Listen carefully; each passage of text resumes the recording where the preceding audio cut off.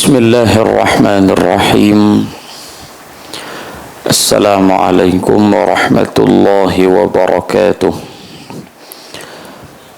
الحمد لله رب العالمين، والصلاة والسلام على أشرف المرسلين إمام المتقين سيدنا ومولانا محمد الأمين وعلى آله وصحبه أجمعين. سبحانك لا علم لنا إلا ما علمتنا إنك أنت العليم الحكيم. قال رب اشرح لي صدري ويسر لي أمري واحلل عقدة من لساني يفقه قولي. ربنا افتح بيننا وبين قومنا بالحق وأنت خير الفاتحين. صدق الله العلي العظيم. أما بعد. Bersyukur kehadrat Allah Subhanahu wa taala pada malam hari yang barakah ini kita dipertemukan oleh Allah Subhanahu wa taala meneruskan pembacaan kitab kita 40 kisah menarik daripada Al-Quran, dan malam ini kita sambung pada kisah yang ke-15. Kisah yang ke-15 muka surat 39. Bismillahirrahmanirrahim. Qala al-musannif rahimahullahu ta'ala wa nafa'ana bi'ulumihi fid darain amin ya rabbal alamin. Qala Allah ta'ala fil Qur'anil Karim. A'udzu billahi minasy syaithanir rajim.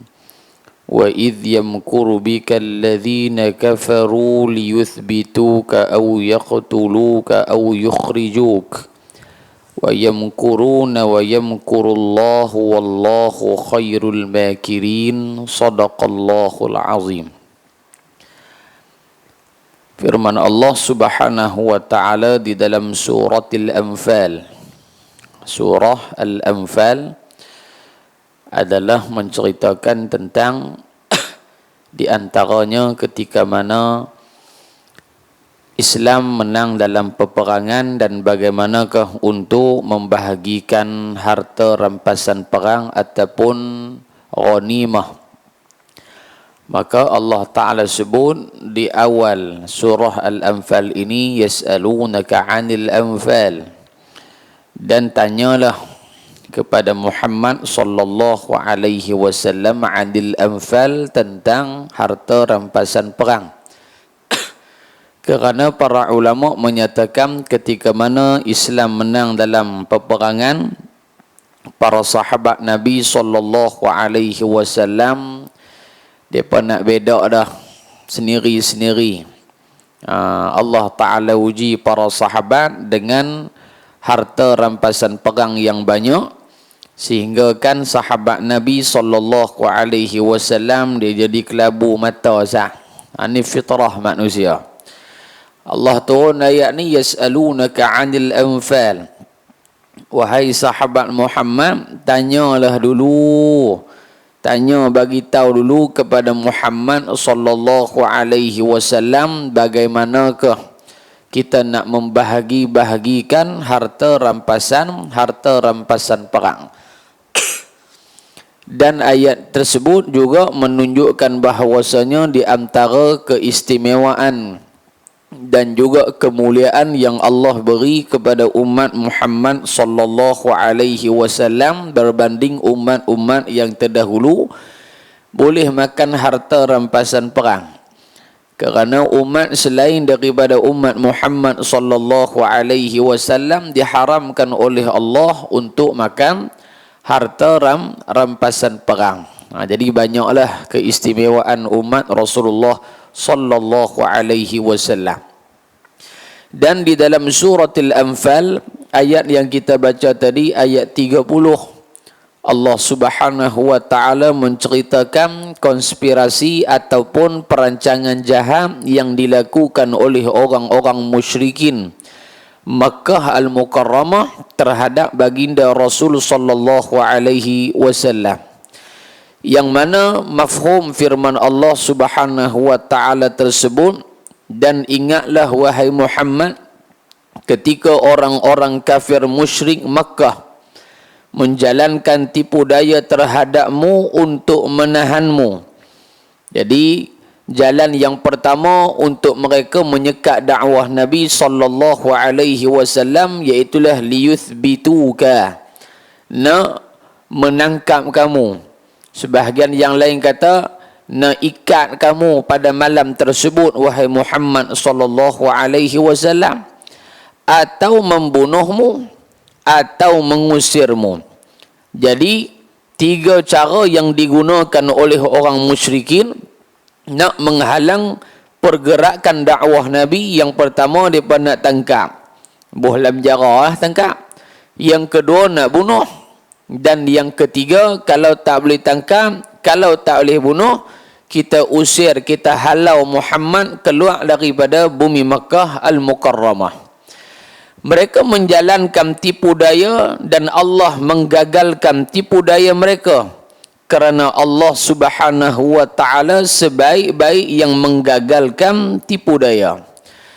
Maka kata para ulama tafsir, ayat 30 surah Al-Anfal ini, ayat 30 surah Al-Anfal ini diturunkan selepas daripada Nabi SAW sampai di bumi Madinah Al-Munawwarah.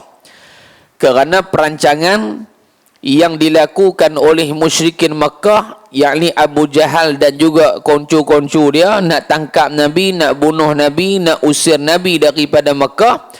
Perancangan yang mereka nak buat ini, tindakan yang mereka nak buat ini adalah pada malam hijratul Rasul, pada malam hijrahnya Nabi SAW. Jadi sebab daripada perancangan mereka itulah Allah Ta'ala mentakdirkan, memerintahkan Rasulullah SAW untuk berhijrah meninggalkan bumi Makkah Al-Mukarramah menuju ke bumi Madinah Al-Munawwarah. Jadi ayat 30 surah Al-Anfal ni Allah turun bila mana Nabi sampai di Madinah Al-Munawwarah. Kerana kata ulama, apabila Nabi sampai di Madinah Al-Munawwarah dalam keadaan yang selamat, Allah buat turun ayat ni nak peringat balik wahai Muhammad, hang jangan lupa bahawasanya sebelum hang sampai Madinah dalam keadaan selamat ni, orang kafir di Mekah ni depa nak tangkap, depa nak bunuh, depa nak buat lebih kurang kat hang, disebabkan takdir kami, kuasa kami, disebabkan ilmu pengetahuan kami, kata Allah, kami memberikan kebebasan dan memberikan keselamatan kepada kamu. Maknanya ulama nak bagi tahu, Allah nak peringat wahai Muhammad, jangan duk lupa dirilah. Macam tu lah lebih kurang. Wahai Muhammad, hang dah sampai Madinah selamat ni, jangan lupa diri nah. Sebelum hang sampai sini, siapa yang tolong hang? Siapa yang membebaskan kamu daripada kesesakan ataupun daripada kesusahan di Mekah? Aku yang bebaskan, aku yang selamatkan. Jadilah ni hang sampai dah. Jangan kamu lupa kepada aku. Di sana juga ada pandangan daripada Al-Imam Ibnu Jarir At-Tabari, disebutkan bahawasanya Abu Talib tanya Nabi SAW tentang apa? Tentang apa yang telah direncanakan oleh orang-orang kafir. Maka ditanya oleh Abu Talib kepada Nabi SAW, wahai Muhammad, hang tahu dah apa benda yang dilakukan oleh orang-orang kafir? Abu Jahal buat apa? Maka dalam riwayat itu menyatakan Nabi SAW kata, ya aku tahu, mereka nak bunuh aku, mereka nak tangkap aku, mereka nak usir aku keluar daripada Madinah, daripada Makkah Al-Mukarramah. Walau bagaimanapun riwayat itu kata ulama adalah mungkar. Kerana apa? Kerana ayat ini ataupun peristiwa mereka nak tangkap, nak bunuh Nabi ini berlaku selepas 3 tahun. Selepas 3 tahun kematian Abu Talib. Cerita ni berlaku bila? Hak mereka nak tangkap Nabi ni malam Nabi hijrah. Abu Talib meninggal lama 3 tahun dah, mai kok mana dihidup balik no. Maka di situ kata ulama riwayat itu adalah mungkar, yakni tak boleh diterima pakai. Baik ya. Itu dalam riwayat hadis lah tu. Kena mengaji lah tu bab mustalah hadis. Baik. Qala al-muallif rahimahullahu ta'ala wa nafa'ana bi'ulumihi fid darain amin ya rabbal alamin. Qaum Quraisy. Quraisy ni nama tuan Nabi nu, nama dia Fihr bin Malik. Dinisbahkan kepada Fihr bin Malik. Jadi daripada Fihr turun sampai ke bawah sampai Nabi Muhammad nu dia panggil Quraisy. Nah, daripada Fihr bin Malik turun sampai kepada cucu cicit dia Nabi Muhammad SAW, maka mereka ini dinamakan keturunan Arab Quraisy. Atas daripada Fihr bin Malik dia naik Kinanah sampai ke atas tu sampai kepada Adnan radhiyallahu anhum, dia panggil apa? Kinani. Nabi Muhammad Quraisy. Adapun atas daripada Fihr bin Malik ini naik atas, naik ke atas tok niat tok nyang tok ki naik ke atas tu dia panggil Kinanah. Kaum ataupun silsilah Kinanah. Baik. Kaum Quraisy telah membuat sebuah perancangan untuk membunuh Nabi sallallahu alaihi wasallam. Pasal apa depa nak bunuh Nabi, tuan-tuan? Kerana di dalam sirah menyatakan orang musyrikin Mekah mereka dah gagal beberapa gerak kerja depa. Plan-plan depa hak sebelum-sebelum ni dah gagal dah. Di antaranya apabila sahabat berhijrah ke bumi Habasyah. Sahabat berhijrah ke Habasyah, mereka nak mohong para sahabat supaya para sahabat percaya kepada mereka bahawasanya orang kafir di Mekah ni tak memusuhi Rasulullah dan sebagainya. Sahabat tak percaya. Sebab itulah mereka berang, mereka panas hati kepada Nabi SAW. Satu. Yang kedua di antaranya, tuan-tuan, hak mereka hangat hati lagi tu pasal apa? Kerana orang besar dalam kalangan Arab Quraisy yang mana sebelum itu tak beriman lagi, akhirnya mereka beriman dengan Nabi SAW. Siapa dia tu? Iaitu Hamzah bin Abdul Muttalib, pak menakan Nabi SAW. Hamzah bin Abdul Muttalib ni bukan kaleng-kaleng punya orang yang hebat, orang yang gagah perkasa, yang sebelum itu dia memihak kepada kaum musyrikin sebelum dia masuk Islam. Tapi bila mana sampai satu ketika Allah bagi hidayah, dia masuk Islam, dan begitu juga pembesar mereka yang tidak kurang hebatnya, iaitulah Umar bin Al-Khattab radhiyallahu anhu. Kira nak pilihan raya dah, tiba-tiba ketua pemuda lompat parti. Tak pening buat ni. Lebih kurang gitulah. Kan? Jadinya tuan-tuan, pembesar mereka ni semua pakai ikut Nabi SAW. Jadi tak ada point dah. Mereka nak buat lagu mana pun tak boleh dah. Akhirnya jalan yang terakhir iaitulah dengan menghapuskan Nabi Muhammad SAW. Yang ketiganya, apa yang berlaku, tuan-tuan, yang mereka panas hati sampai nak bunuh Nabi, ketika mana hayat Abu Talib, mereka pergi jumpa Abu Talib ni banyak kali dah. Piduk pujuk Abu Talib, habak kat nak menakan hang Muhammad ni, dia lagu tu, lagu ni, lagu tu, lagu ni. Dia dah memporak-perandakan penduduk Makkah Al-Mukarramah. Dia dah ajak orang meninggalkan sembahan datuk nenek moyang, tok nenek moyang hak kita, hak dulu tu. Muhammad punya kerja lah ni.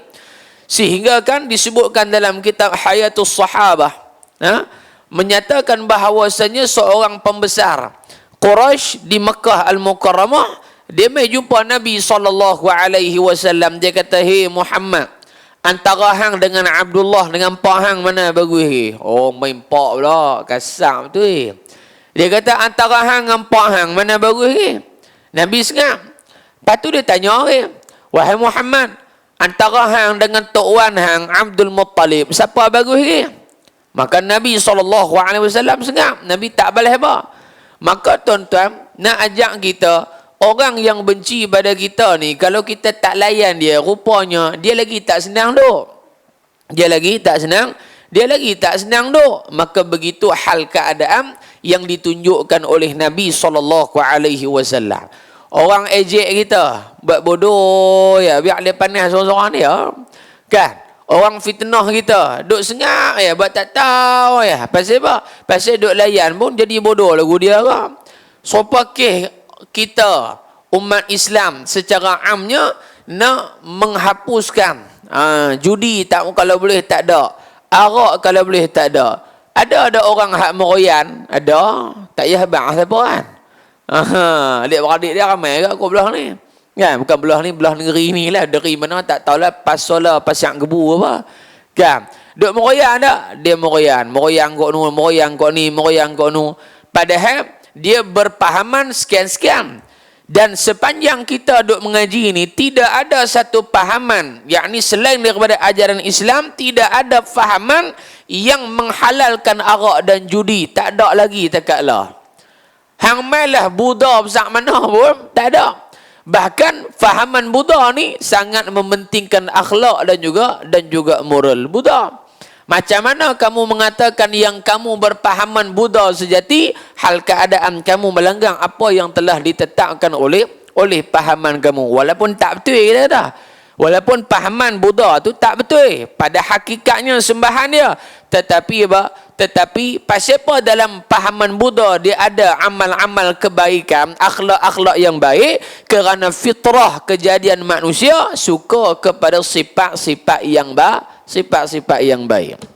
Nah, Kristian tak menghalalkan arak dan juga judi, tak ada. Walaupun ada hak kata kami kata ada. Apa yang kamu pegang hari ni telah diseleweng. Buddha yang pegang kata hari ni, yang kata judi boleh, arak boleh, semua tu adalah Buddha yang telah diseleweng. Hakikat ajaran Buddha tu tak lagu tu. Menjaga maruah, lebih kepada, kalau bahasa kita dalam mengaji agama ni dipanggil apa? Lebih pada suluk, lebih pada tasawuf ni, Pak Buddha ni. Nak jadi orang hak bertakwa dalam pahaman Buddha, kena jadi Tok Sami, kepala kena cukur, baju pun tak boleh pakai baju hak warna merlak-merlak, kena pakai baju merah hati, warna oring macam Shaolin Shoker punya cerita. Kan? Tu warna-warna tu betul apa? Itu adalah lambang yang kata mereka ni tak ambil kepada kesedapan dunia. Tak ambil ni nak arah mana ni? Pikut tasawuf tu lah hak dalam kita duk mengaji tu. Dan jadi Sami dia tak boleh ada rambut, hang laki ke hang perempuan, hang tak boleh ada rambut. Pasal apa? Pasal rambut ni adalah salah satu daripada keindahan yang manusia suka duk beriah dia. Jadi kalau kita duk sikat remeh apa semua ni, bagi Buddha, kira kita cinta dunia.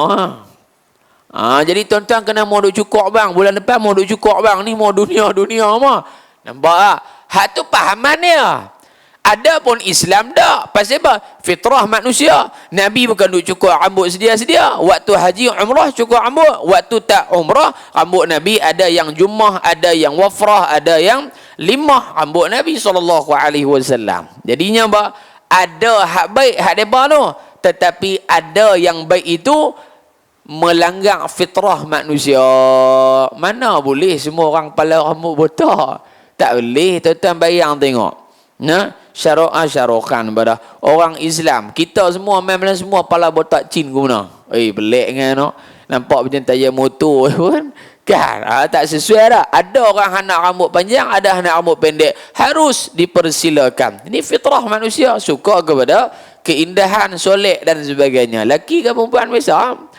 Jadi Tok Sami Buddha dia tak boleh ada harta, emas, perak, tak boleh, ni semua dunia. Islam dah mau nak dunia, ambil tak ada masalah. Selama mana tak melalaikan kamu, selama mana dunia hak kamu dapat bukan daripada jalan yang haram, dipersilakan, tak ada masalah. Dan dalam Islam juga diharamkan arak dan juga judi. Innamal khamru wal maisir wal ansab wal azlamu rijsum min amali syaitan. Sesungguhnya arak, judi itu min amali syaitan, daripada amalan perbuatan keji yang dilakukan oleh syaitan. Dia berkata ayat kencing setan. Saya pun tak tahulah dia pedang tengok setan duk kencing ke guna ke.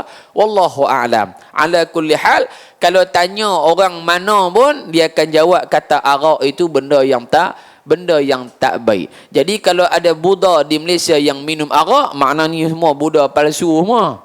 Kalau Kristian yang minum arak, ni semua Kristian palsu semua. Kalau ada orang Islam yang mengaku bahkan dia mengiyakan aktiviti arak dan juga judi, hak ni semua Islam yang palsu. Hakikatnya apa yang dibawa oleh Nabi Muhammad tu memang sesuai dengan fitrah manusia. Memang semua manusia tak suka kerana apa? Kerana setiap manusia dilahirkan dalam keadaan fitrah. Kullu mauludin yuladu 'alal fitrah. Dilahirkan atas jalan Islam. Nah, baik. Jadi depa tak boleh nak terima. Jumpa Abu Talib. Abu Talib tanya Nabi Muhammad, "Wahai Muhammad, ni pok-pok ni main jumpa ketua cawangan, ketua bahagian, ketua pemuda, ketua wanita, sayap kanan, sayap kiri, semua meh ni. Depa bagi tawaran kepada kamu, kamu nak harta ke, kamu nak wanita ke, kamu nak takhta ke. Tiga-tiga ni hang nak depa akan bagi dengan syarat hang tinggal Islam. Hang jangan bawa ajaran Islam." Maka dalam riwayat kata Nabi SAW sebut apa? Mafhum dia, demi Allah, tidak sekiranya diletakkan bulan dan matahari di atas tangan aku ni, nescaya aku tidak akan meninggalkan dakwah Islam ataupun aku mati di jalan Allah. Oh, tak makan zaman rupanya Muhammad ni, bagi apa pun tak mau dah. Tuk-tuk geng kita pula lompat pergi masuk duduk dengan dia. Menyebabkan mereka panas hati dengan Nabi kita Muhammad sallallahu alaihi wasallam. Depa buat perancangan nak bunuh Nabi Muhammad. Dan dapat kita ketahui, perlu kita tahu, perancangan jahat yang sentuh batang tubuh Nabi ini bermula selepas matinya Abu Talib.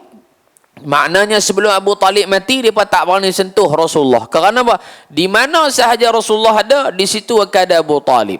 Nah, mereka malu Allah dengan Abu Talib. Tapi bila mana Abu Talib meninggal dunia, maka pada ketika itulah mereka mula mengatur gerak untuk menyentuh batang tubuh Nabi sallallahu alaihi wa ala alihi wa sahbihi wa baraka wa sallam. Muslimin yang dirahmati oleh Allah. Jadi Abu Talib ni mati dalam keadaan kufur. Nah, jumhur ittifaq ulama sepakat mati dalam keadaan kufur, tak beriman kepada Allah Subhanahu wa taala. Disebutkan juga dalam hadis yang sahih pun disebutkan Abu Talib mati dalam keadaan tidak beriman. Walaupun di sana ada sebahagian para ulama yang mengatakan dak, dia mati dalam keadaan beriman kepada Allah Subhanahu wa taala. Antaranya disebutkan oleh Al-Imam As-Suyuti rahimahullah, mengatakan Abu Talib mati dalam keadaan beriman, tetapi jumhur sepakat mengatakan matinya beliau dalam keadaan tidak beriman kepada Allah Subhanahu wa taala. Jadi ketika mana Abu Talib nak meninggal dunia, dalam riwayat menceritakan Abu Jahal and the gang mai. Abu Jahal and the gang mai. Mai mana? Mai rumah Abu Talib. Waktu tu dia nak mati lah. Duduk dalam keadaan lorak lah. Mai ketika itu beberapa orang pembesar musyrikin Makkah Al-Mukarramah dengan harapan mereka nak memastikan Abu Jahal dan memastikan Abu Talib mati dalam agama dia, kepercayaan datuk nenek moyang dia. Mai Abu Jahal apa semua.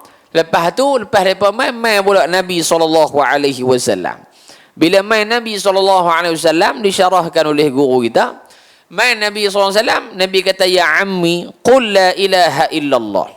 Nabi kata, "Wahai pak melakangku Abu Talib, sebutlah la ilaha illallah." Nabi suruh sebut. Kerana syarat Islam seseorang itu bil lafz, dengan dia menyebut. Adapun dalam hati tak jadi. Dia kata saya beriman. Lagi hang tak sebut kalimah syahadah, dia tak kira. Mu sebut asyhadu an la ilaha illallah saja, Muhammadur Rasulullah mu tak sebut, tak jadi Islam juga. Ataupun mu sebut asyhadu anna Muhammadar Rasulullah semata, Allah tak ada pun tak jadi juga. Maka syarat Islam seseorang itu bil iqrar, bil lisan, bil lafzi, dengan lafaz sebutan dia. Baru dikira hukum kata Islam.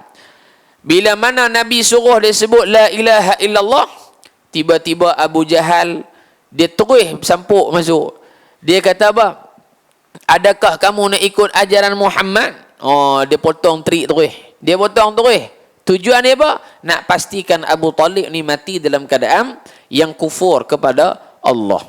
Di sinilah tuan-tuan ulama kata orang yang nak berpegang dengan kebaikan, kebenaran ni akan ada 3 puak yang akan ganggu dia. Kita kali ya.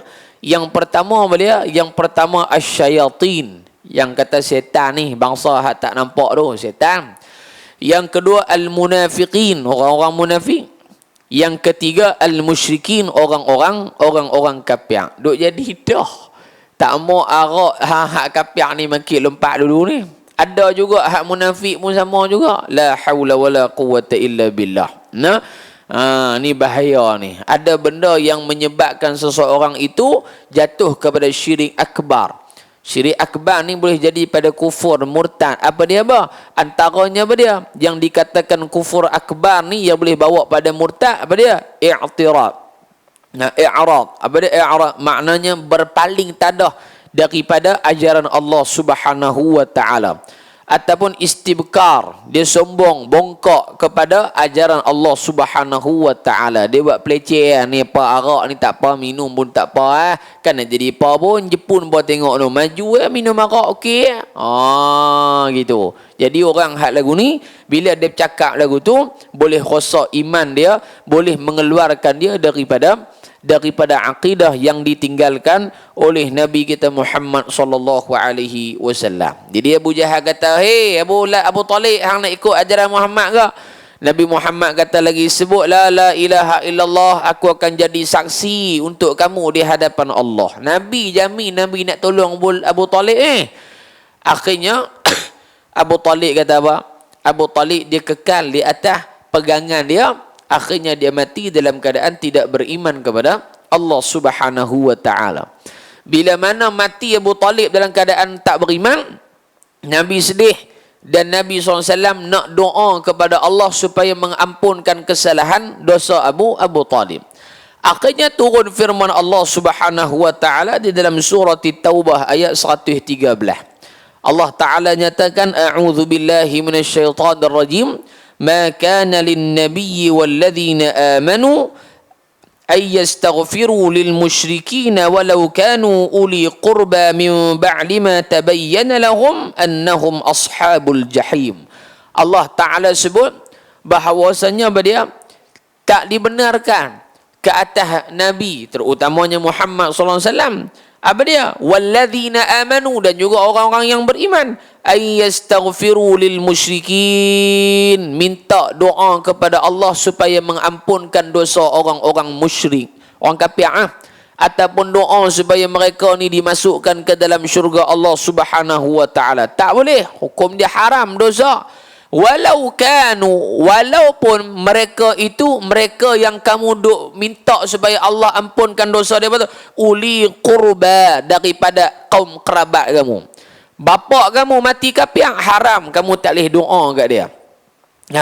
Bapa kamu mati kufur, haram tak boleh doa supaya Allah ampun bagi syafaat dia masuk syurga. Tak boleh. Kalau Nabi pun Allah haramkan, apatah lagi kita ni, telah lagi lah haram. Tak boleh. Nah, ada pun waktu dia hidup ataupun dia mati, tak boleh. Cumanya yang boleh kita doa supaya Allah bagi hidayah kepada dia. Tu boleh. Nabi doa untuk Sayyidina Umar. Nabi doa, "Ya Allah, ya Tuhanku, berilah kekuatan kepada salah seorang daripada 2 orang Umar. Yang pertama Amr bin Hisham ataupun Abu Jahal, yang kedua Umar bin Al-Khattab." Allah pilih siapa? Sayyidina Umar Al-Khattab. Masuk Islam. Tu pok ni hangan. Masuk Islam dia. Maka dalil di situ boleh kita berdoa supaya Allah memberi hidayah kepada Lim Guan Eng. Boleh tak? Boleh. Boleh tak doa supaya Allah Ta'ala bagi hidayah kepada Lim Kit Siang, lawan hangitnya, kita tak mahu arak judi, dia lawan hau-hau ya. Boleh tak? Boleh. Dan boleh juga kita doa, "Ya Allah, ya Tuhanku, bagilah hidayah kepada Lim Kit Siang ni, ya Allah, kalau dia baik untuk umat Muhammad. Tapi kalau dia ni adalah membawa binasa barah kepada umat Nabi Muhammad, kau lama kau jadi jahat, kau binasakan dia, ya Allah." Tak ada masalah apa. Boleh ya, tak jadi masalah. Cuma hak bodoh ni, hak fanatik telajak ni, apa doa lagu tu? Mu bodoh, mu duk sengak tu dah lah. Tu dia. Orang kata bodoh, dia kata kasar lah. Tu nak kata bahasa apa ni? Bodoh kan nak kata pandai lah. Anak murid masuk periksa, Satu soalan pun tak jawab. Cikgu bagi 100. Siapa bodoh? Cikgu kan anak murid? Cikgu lagi bodoh ada anak murid tu. Nah, anak murid dah bodoh dia kata pandai pula. Tu tak kepening cikgu gitu. Nah, jadi hak hukum kita kata kita kata hukum muslimin yang dirahmati oleh Allah Subhanahu wa taala. Tu ayat baru 113.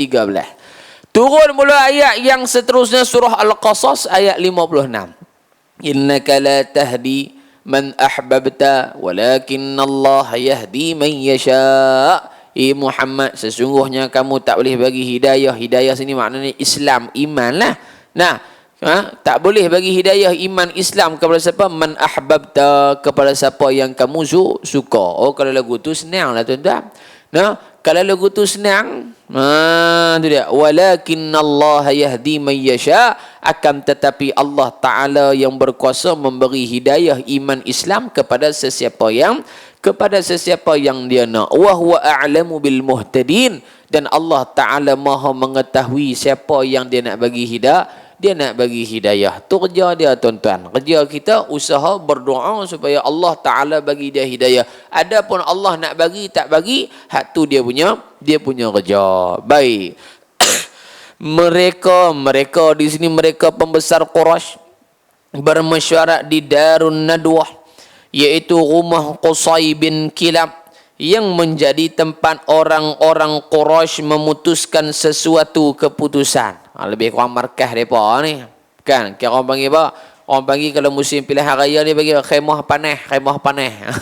Tu kira balut rokok daun, kopi O, kopi Jacob, cicah kopi O apa semua. Kira rumah Qusay bin Kilab. Nah, Iblis turut hadir. Iblis ini iblis kapiak nah. Iblis kapiak. Iblis memang kapiak dah. Jin ada lah, jin Islam, jin kapiak. Kalau jin Islam bagus lah, jin kapiak tak bagus ya. Baik. Iblis turut hadir dalam mesyuarat ini dengan merupakan diri sebagai syekh yang dihormati oleh penduduk Najd. Penduduk Najd ni apa dia? Mekah lah. Mekah. Saudi lah hari ni kita kata ni. Syekh sini ni bukan syekh tok syekh yang kita dah bahas tu. Syekh sini orang tua. Orang tua. Seorang lelaki tua lah. Diri sebagai seorang lelaki tua. Tuan-tuan, sebelum daripada mereka nak bunuh Nabi ni, kita sebut dah tadi beberapa benda yang mereka buat tak berjaya. Di antaranya lagi tuan-tuan, mereka buat menanya kat Nabi pun Nabi buat tak tahu ya. Nabi jalan buat kerja Nabi SAW.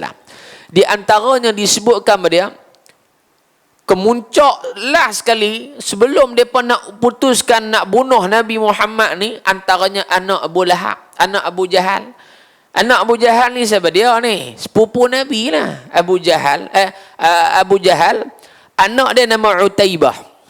Bukan sepupu Nabi. Utaibah bin Abu Lahab. Dia apa tu? Utaibah bin Abu Lahab. Sepupu Nabi Abu Lahab, pak belakang Nabi. Utaibah ni dia buat apa tuan-tuan? Dia main dekat Nabi SAW. Dia main apa? Dia main ludah Nabi tu main pro peludah ke Nabi, tapi tak kena ke Nabi sallallahu alaihi wasallam. Dia main tu ludah gitu ya. Dia ludah tu barangkali Nabi mengelak tuan-tuan. Nabi berdoa kepada Allah, ya Allah ya Tuhanku, kau binasakanlah. Binasa kata apa? Binasakanlah Utaibah bin Abi Lahab ini dengan apa? Dengan anjing-anjingmu, yakni tentera daripada makhluk Allah. Tak kira lah sama ada binatang ke apa ke, anjing-anjing ini maknanya makhluk Allah, tentera Allah. Izin Allah Subhanahu wa taala, doa Nabi makbul. Di sini nak ajak kita doa orang hak kena zalim makbul. Ulama kata tak kira dia tu Islam ke bukan Islam. Nama kata hamba zalim, mampu tunggu Ustaz. Ni jaga ni dah. Baik. Jadi doa Nabi makbul. Sampai satu ketika Utaibah ni dia pergi mana? Dia pergi Syam. Dia pergi ke Syam bermusafir sampai di satu tempat yang dikatakan namanya Ar-Zarqa. Sampai di situ takdir Allah Taala singa duk turut dia. Pergi. Kita duk fikir tuan-tuan ke mana singa duk tengah badan pasir ni, tapi ni kerja Allah Taala. Singa main duk turut dia menjerit, dia kata binasalah aku, mampuih aku. Akhirnya singa tu baham betul pala dia cerah. Selamat hari raya maaf zahid dan batin. Pasal apa? Ini doa Nabi SAW. Satu. Yang kedua antaranya lagi depa buat apa? Depa buat kepada Nabi SAW. Depa ketika mana Nabi duduk sujud di hadapan Kaabah Al-Musharrafah, Abu Lahab, Abu Jahal pada ketika tu dia kata apa? Dia kata kat pengikut dia kata, hampa tengok hari ni aku nak buat Muhammad, aku nak bagi sungguh-sungguh lunyai betul kepala dia hang ni. Aku nak hempak dengan batu di atas kepala Muhammad. Nabi duduk semayang menghadap Kaabah, sujud depan Kaabah. Abu Jahal mai bawa batu yang besar, elok dia nak punggai atas kepala Nabi. Dia nampak apa? Dia nampak unta yang besar. Dia nampak unta yang besar. Lari patah balik. Pergi dekat geng dia kata apa hang sembang derah apa kita apa hang buat sembang derah apa dak buat ranjau boleh pi petang balik pula apa ni buat sempoi buat cakap benda belah balik itu ya. Depa tanya wahai Abul Hakam, wahai Abu Jahal, pasal apa yang hang tadi hang angkat batu hang lepas batu tu hang lari gila-gila hang nampak apa? Abu Jahal kata waktu aku nak baling tu aku nampak unta punya besar gigi dia, aku tak pernah tengok gigi taring dia gila besar itu. Maka kalau aku pi sikit lagi unta tu nanti balun aku. Ni mukjizat Nabi SAW. Patah balik. Akhirnya Nabi pun jadi pelik, pasal apa ni? Bukan ada apa pun. Maka Jibril radhiyallahu ta'ala Jibril alaihi salam mengatakan, "Hai Muhammad, sesungguhnya itu malaikat Allah Subhanahu wa taala yang merupa." Kalaulah Abu Jahal dia main rapat hang lagi, mampu Abu Jahal kena waktu tu. Maka Allah pelihara. Depa nak buat tak jadi, nak buat tak jadi, nak buat tak jadi. Sehingga kan Nabi sujud di hadapan Kaabah, ambil perut unta mebuh belakang Nabi tu. Nabi duduk sujud tu ambil perut unta mebuh atas kepala belakang, habis kotak busuk habis bertubuh badan Nabi SAW. Nabi tak balas apa pun. Tak balas ni dia hangat hati tu. Jadi kita kena lagu tu lah tuan-tuan ni. Orang tak kenal kat kita ni buat bodoh. Lahli letih itu. Kan? Kalau kita duk layan kat dalam Facebook, bodoh orang ni apa? Depa lagi merak buh ya, buat tak. Depa kata ustaz tu ngajak apa buat bodoh. Tuan-tuan buat bodoh ya. Pergi ngaji apa surah Simpang 3 tu bukan ada apa surah Halus ya, bukan ada siapa pun. Apa pergi duk ngaji apa? Biar pergi kat dia. Biar pergi kat dia tuan-tuan. Orang hak jenis lagu ni tak payah layan dia. Biar dia letih seorang dia. Baik. Ni cerita dia panjang ni tuan-tuan ni. Baik. Pasal dia ada dengan sirah-sirah ni, syur ni.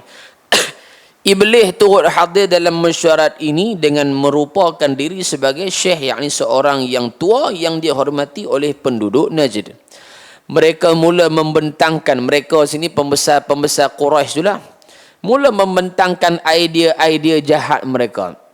Lalu salah seorang daripada mereka memberi cadangan. Saya cadangkan supaya dia Muhammad dipenjarakan.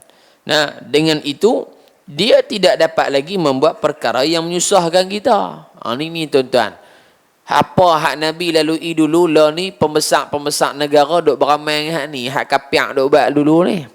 Tengok mana ulama hak lawan sikit ya, boh dalam penjara. Pasal apa? Ini perangai sebiji dah macam Abu Jahal Abu Lahab ni. Tapi kalau kita kata pemarah, dia kata apa? Kasar sangat, kata dah tak kasar. Dalam Quran cerita, dalam kitab-kitab sejarah pun cerita, perangai hak lagu ni mewarisi sifat Abu Jahal, mewarisi sifat orang-orang musyrikin kepada Nabi SAW. Tangkap bola ISA. Tak kata apa. Bola ISA. Perangai biji dah. Takut apa? Takut dengan kebenaran. Bukan zaman kita ya, zaman dulu pun ada dah. Imam Ahmad bin Hanbal pun sama lah. Buat keluar fatwa tak kena dengan kerajaan, tak selera kerajaan hak dia bagi tu tak kena dengan kerajaan punya pendapat. Boh dalam penjara kata habis kurang dalam penjara tu. Perangai sebiji dah duk ada. Jadi bila kita mengaji lagu ni, kita dapat beza dah. Apa yang berlaku di tempat kita ni adalah rotation, pusingan semula yang telah berlaku dalam hayat kehidupan Nabi SAW. Lalu iblis yang berupa syekh tadi ni berkata, ni kata iblis pandai, ini bukanlah satu cadangan yang baik. Ini hak penjara tu. Cadangan nak menyara ni bukan cadangan hak bagus, dia kata. Jikalau kita berbuat demikian, nescaya penyokongnya Muhammad yang berada di luar akan berhimpun dan menyerang kita, maka berilah pandangan yang lain yang lebih baik. Dia kata hak tu tak bagus. Kalau kita buh dalam penjara, tagi depa duk pi rumun depan penjara tu lagi ni, masalah kita pula tu ni. Bagi hak lain tengok. Ada lagi dak orang hak lain. Maka bangun pula orang yang kedua lalu berkata, saya berpandangan bahawa kita menghalaunya keluar dari sini, maka sudah tentu kita akan bebas daripadanya. Iblis membantah, lantas berkata, jika kita lakukan sedemikian, maka ia akan mendatangkan bahaya kepada kita. Tidakkah kamu lihat betapa manis dan indahnya percakapan Muhammad? Tu dia ni tuan-tuan. Iblis ni mengaku Nabi Muhammad SAW ni seorang peribadi yang mulia. Iblis sekali mengaku. Cuma dia sombong. Nah, jadi orang yang dengki dengan kita ni sebenarnya apa? Dia dengki dengan kebaikan kita. Jarang orang dengki disebabkan kejahatan. Jarang berlaku lah. Pasal apa hang dengki dia? Dak diisap dadah penyok. Pelik ingat ni waya suku apa? Pasal apa hang dengki dia? Dak dia tu berzina tiap-tiap malam. Loh, pelik tengok dia ni. Dak, dia akan dengki benda hak baik kan? Pasal apa hang dengki dia? Dia tengok kedai dia. Kau tengok kedai dia, tiap-tiap malam orang ramai gila. Aku tak tahu duduk hutan kedai dia, tapi orang ramai gila-gila. Dia mula duk hantar macam-macam. Pasal apa yang dengki dia ni? Pasal apa? Dia cok pisang tu sari-sari 3 tan. Bohong dia. Cerita bohong ni kan. Bukan hadis sahih ni. Kan? Dia kata menega punya laku dia tu. Subhanallah. Ada orang dengki tu. Jadi dengki ni dengki atas jalan hak baik dah. Benda hak baik orang dengki, hak jahat orang tak dengki. Sebab hak dengki dia, dia duk rompak bank banyak sangat. Saya pun tak boleh tengok, saya pun nak dengki dia. Jarang gitulah. Melainkan sama-sama iblis ya. Kan? Tu dia. Baik. Yang dapat meresap ke dalam lubuk hati pendengarnya. Lalu nanti dia akan mengumpulkan pengikutnya dan menyerang kita. Maka saya suka sekiranya terdapat cadangan lain yang lebih baik. Oh, pandai. Maka Abu Jahal pula berdiri membentangkan cadangannya. Ni set-set iblis belakang ni. Saya ada sebuah pandangan yang tidak terlintas di fikiran kamu semua. Kemah kemingnya. Abu Jahal, Abul Hakam. Nama Abul Hakam. Abul Hakam daripada kalimah hikmah, hakim, cerdik pandai. Cerdik pandai ke arah jahat. Ni boleh ke dia lah. Gelaran dia pun Abul Hakam. Bapak hak bijak. Bijak sungguh, bijak kejahat. Nah, tu dia. Baik. Saya berpandangan bahawa kita mengambil dari setiap kabilah, yakni pok-pok Arab hak ada di semenanjung tanah Arab ni, kita pilih daripada kampung ni seorang pemuda yang gagah, lalu kita mengarahkan mereka untuk menerkam dan membunuh Muhammad. Maka sudah tentu kabilahnya sini siapa? Pengikut Muhammad lah situ. Tidak mampu untuk memerangi kabilah-kabilah yang lain. Sebab apa? Sebab Nabi Muhammad satu pok Quraisy ya. Lepas tu katalah di semenanjung Mekah ketika tu ada 20 pok. Setiap 19 pok hak belen tu kita ambil seorang. Muhammad ni pok hak satu tu hak 20 Quraisy tu. Jadi kalau semua 19 ni pakat pi bunuh Muhammad, maka kita akan jawab apa? Semua 19 pok bunuh Muhammad. Kalau pok Muhammad nak lawan kita, dia kena berhadapan dengan 19 pok lagi. Lagi ramai dia nak kena lawan. Mesti dia tak wani lawan kita. Kita majoriti ni. Muhammad minoriti, mana boleh? Tu cadangan Abu Jahal. Iblis pun menjawab, ya, ini pandangan yang terbaik. Iblis ni. Allah memberitahu kepada baginda sallallahu alaihi wasallam mengenai perancangan yang diatur secara rahsia oleh musuh-musuh itu dan menyuruh baginda berhijrah ke Madinah Al-Munawwarah. Baginda juga segera mendapati Sayyidina Abu Bakar As-Siddiq radhiyallahu anhu. Nama dia Abdullah bin Abi Quhafah. Abu Bakar ni nama gelar dia lah Abu Bapak Bakar Dara, bapa anak dara. Rujuk pada Sayyidatuna Aisyah radhiyallahu anha, anak dara tu. Sebagai peneman baginda sallallahu alaihi wasallam dalam hijrah. Jadi umur Sayyidina Abu Bakar muda 2 tahun daripada Nabi SAW. Kata ulama dalam tempoh hijrah umur Sayyidina Abu Bakar lebih kurang 50 tahun lebih kurang itu. Umur Nabi lebih kurang 52 tahun lebih kurang. No? Baik. Abu Bakar sangat bergembira. Kemudian beliau Abu Bakar menyiapkan segala persiapan perjalanan yang diperlukan. Jadi perjalanan daripada Mekah ke Madinah ketika itu lebih kurang 600 kilo perjalanan. Jalan lama lah. Dan Nabi SAW menggunakan khidmat seorang Yahudi yang bernama Abdullah bin Urayqiq. Dia ni orang Yahudi. Tak beriman dia ni, tapi dia pakar dalam bidang jalan highway kot daripada padang pasir ni, dia cekap. Jadi ulama kata dalil di situ boleh kita ambil manfaat, ambil apa dia orang panggil apa? Servis daripada orang bukan Islam. Selama mana dia menguntungkan Islam.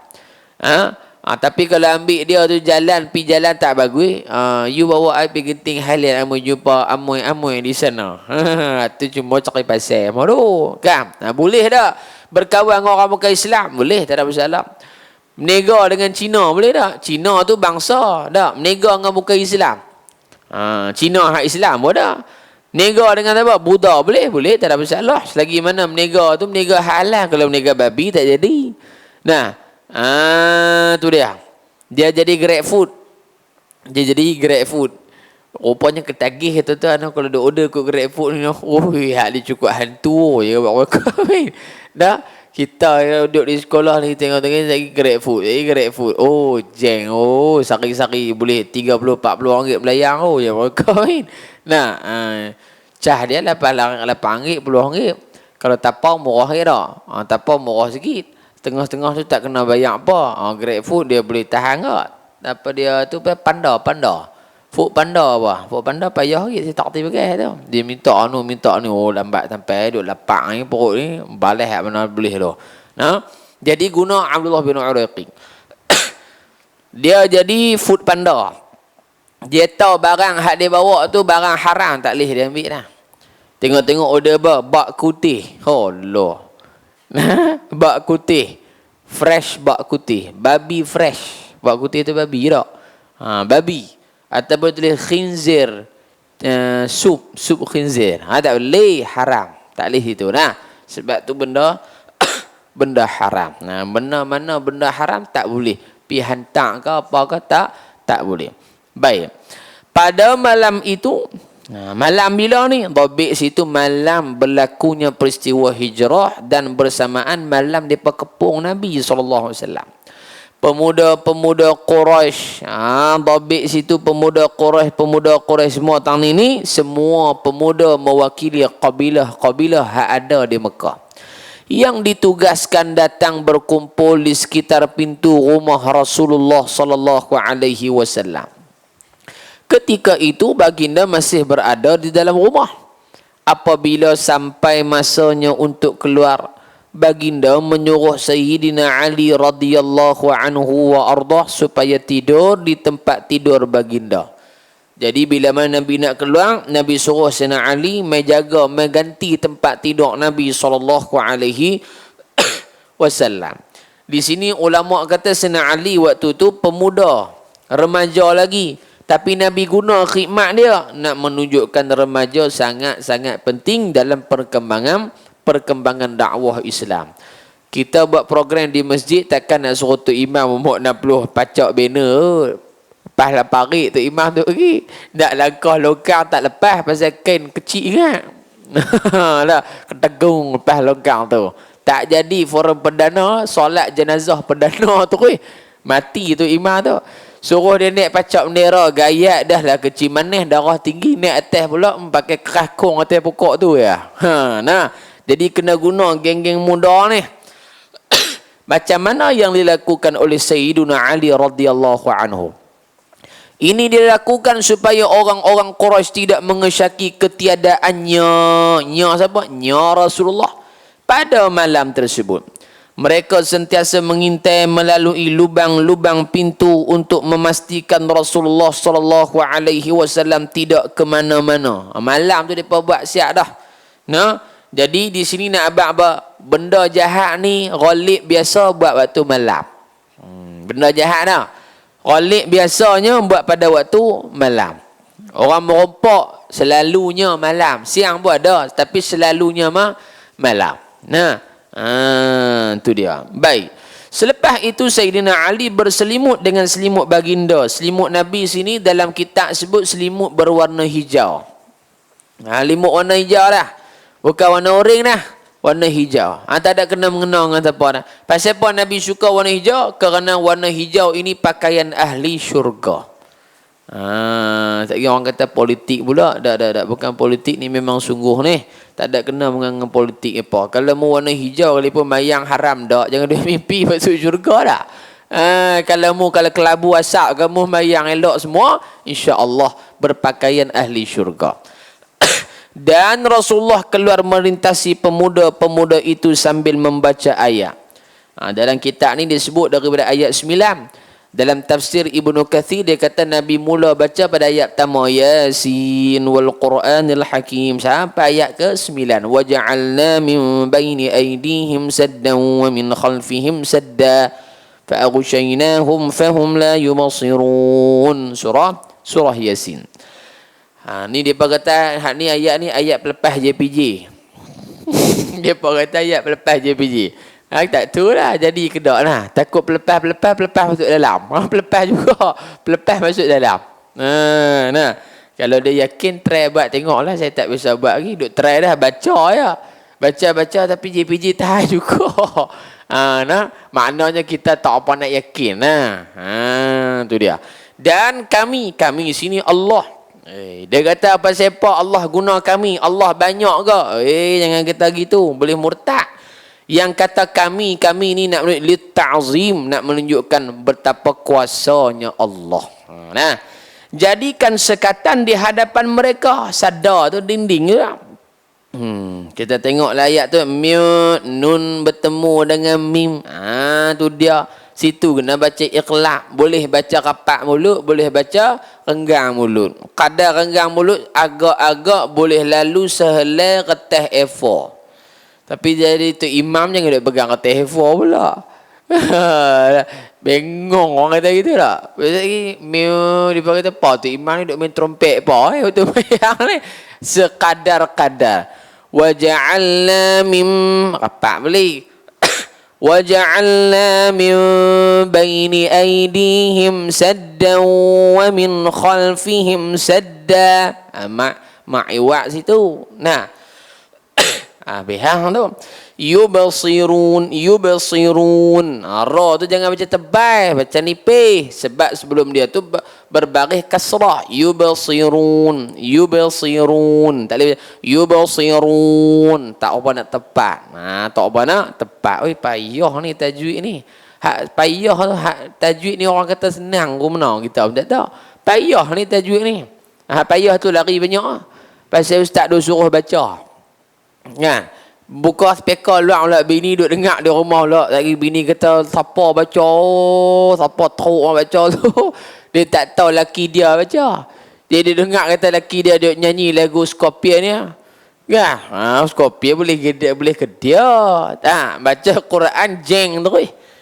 Baca Quran betul hukum mengaji ilmu tajwid ni fardu kifayah.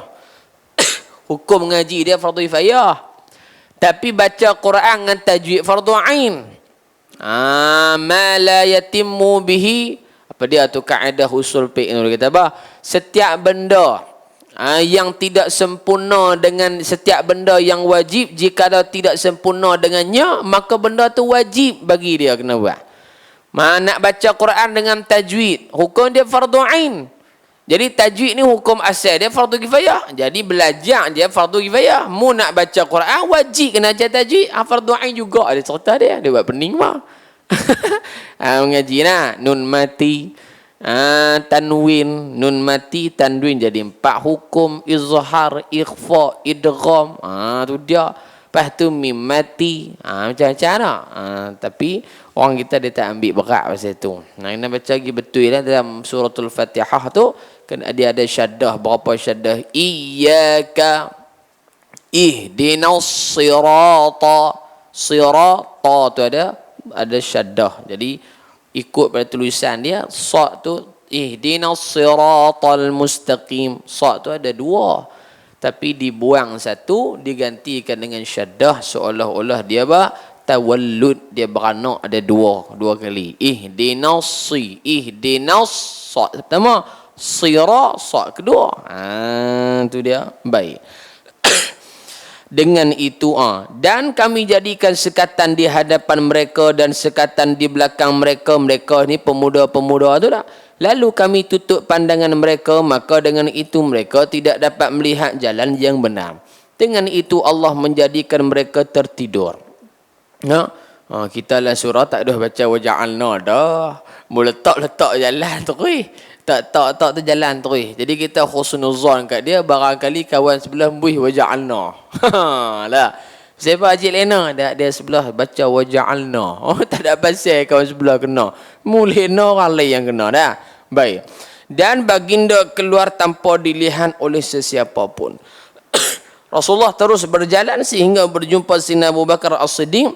Kedua-dua mereka kemudiannya masuk ke dalam gua. Kemudiannya maksudnya kemudian selepas daripada melalui perjalanan itulah masuk ke dalam gua Thaur dan bersembunyi dalamnya. Berapa lama duduk dalam gua Thaur? 3 hari 3 malam. Dan dalam yang hantar makanan kepada Nabi SAW naik ke gua Thaur itu adalah yang masaknya Sayyidatuna Khadijah.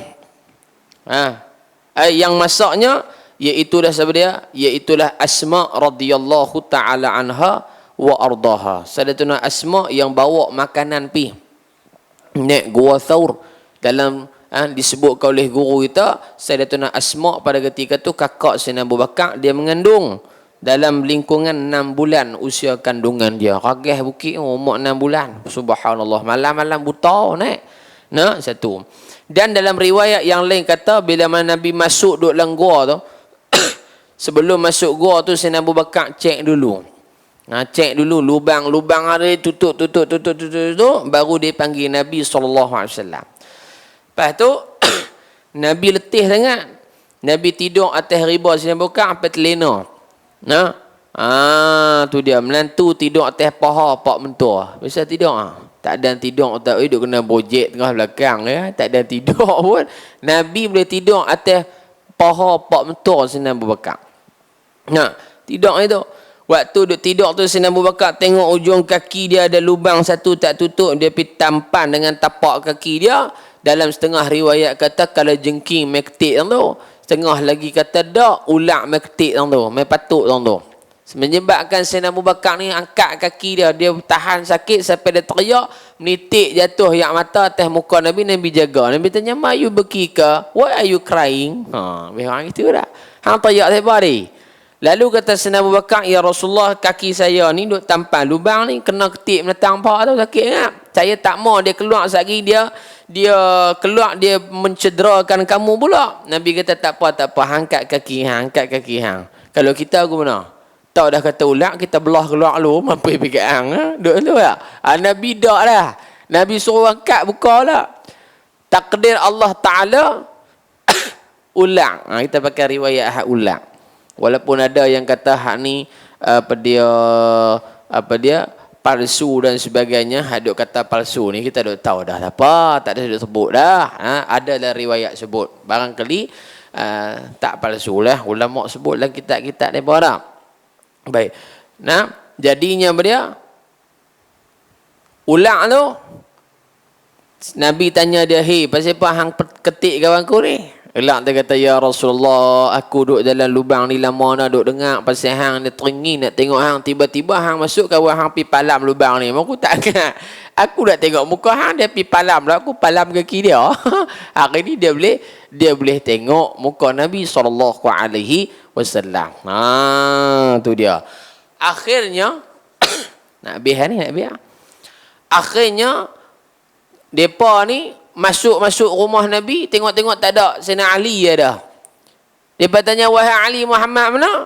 Sayyidina Ali kata, I don't know. Aku mana tahu dah. Dia pergi mana? Aku tidur tang ni ya. Tu dia. Sayyidina Ali tak takut apa pun. Tak takut langsung. Kok dia nak kena barangkali dia boleh kena bunuh waktu tu, tapi dia okey ya, tak ada masalah apa. Maknanya budak-budak ni dia tak fikir apa. Dia cakap betul gitu ya. Dia kata malam ni pak duduk dalam rumah tak keseluar. Dia kan nak fikir pak dia malu ke dah. Hak berarti dia bak betul ya. Mana kita budak Depa pun pirah ikut sampai di Gua Thawr.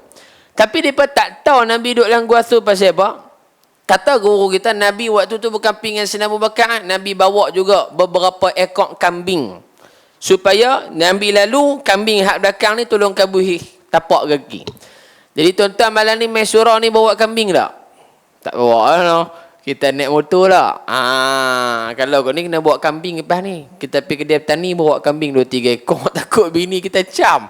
Tapak kasut dia tapak. Malam ni pergi kedai petani mana ni. Bawa kambing ke apa ke. Tapi Nabi begitu. Sampai depan pintu gua, Abu Jahal tengok. Pintu gua tu ada labah-labah. Al-Ankabut. Ada labah-labah. Jadi dia pun sangka kata apa? Takkan aku kalau Muhammad masuk macam mana boleh ada labah-labah ni? Mesti dah cari ke apa ke? Maknanya labah-labah biasanya dia akan duduk buat benda tu lama lah. Mana mungkin sehari semalam dia boleh buat rumah dia punya besar pintu gua dia tutup itu. Maknanya apa? Allah Ta'ala jaga Nabi kita Muhammad sallallahu alaihi wasallam. Lepas 3 hari maka Nabi SAW bermulalah perjalanan daripada Mekah menuju ke Madinah. Nabi singgah di Quba. Sampai di Quba hari Isnin, Selasa, Rabu, Khamis kalau tak silap. 3 hari 3 malam Nabi tidur di Quba, dan pada pagi Jumaatnya Nabi berjalan masuk daripada Quba masuk ke Madinah Al-Munawwarah. Maka sebab tu di Madinah ada satu masjid Jumaat. Masjid itu masjid yang pertama sekali sembahyang Jumaat didirikan oleh Nabi SAW, dan masjid yang pertama didirikan salat Jumaat di bumi Madinah Al-Munawwarah. Wallahu a'lam wa a'la bis-shawab. Bulan depan jumlah bukan penentu. Jumlah bukan penentu. Subhanakallahumma wa bihamdika nashhadu an la ilaha illa anta nastaghfiruka wa natubu ilaik. Bismillahirrahmanirrahim. Wal 'asr innal insana lafi khusr illa alladhina amanu wa 'amilus solihati wa tawasaw bil haqqi wa tawasaw bis sabr. Wa sallallahu ala sayyidina Muhammad wa ala alihi wa sahbihi ajma'in. Assalamu alaikum warahmatullahi wabarakatuh.